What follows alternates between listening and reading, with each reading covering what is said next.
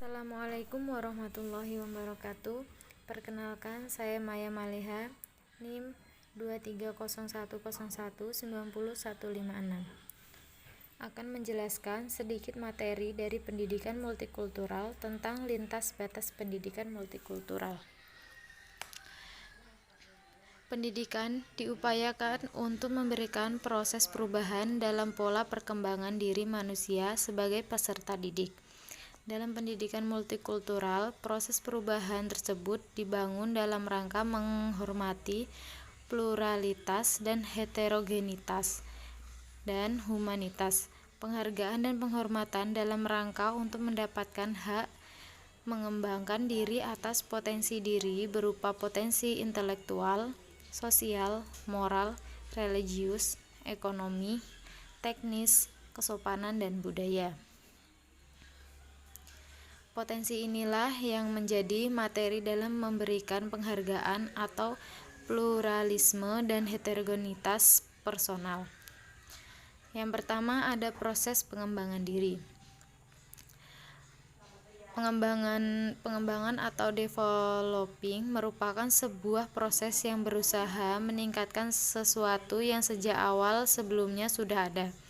Pengembangan di sini lebih dimaknai sebagai proses, sebab tidak dibatasi oleh ruang, waktu, subjek, objek, dan relasinya.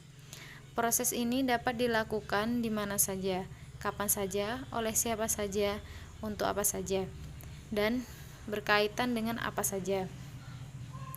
Dengan demikian, pendidikan multikultural tidak mengenal batasan atau sekat-sekat sempit yang sering menjadi tembok tebal bagi interaksi sesama manusia.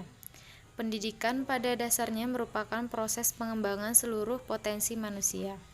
Potensi-potensi yang ada sebelumnya atau sejak awal sudah ada dalam diri manusia adalah potensi intelektual, sosial, moral, religius, ekonomi, teknis, kesopanan, dan budaya.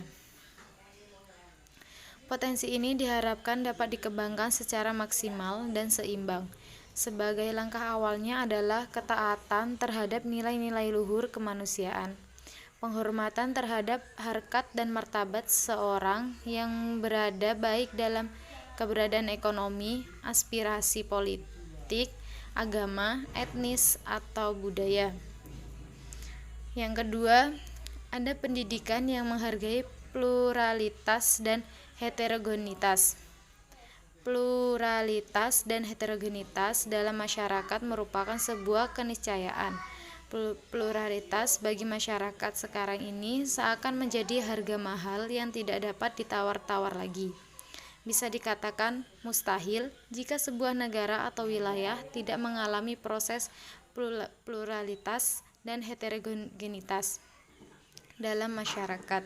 Pluralitas bukan hanya sekedar keragaman etnis atau suku, akan tapi dipahami sebagai keragaman pemikiran, paradigma, paham, kebijakan, model ekonomi, aspirasi politik, dan sebagainya.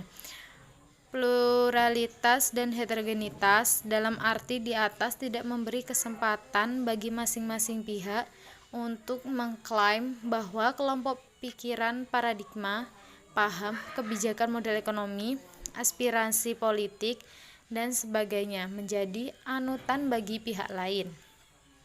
Dalam kondisi yang plural ini, berbagai keragaman tersebut tetap mendapatkan penghargaan masing-masing. Koleksitas keragaman masing-masing dipahami sebagai potensi tinggi tanpa menghilangkan hak dan harkat masing-masing. Terima kasih, itulah penjelasan sedikit dari saya. Wassalamualaikum warahmatullahi wabarakatuh.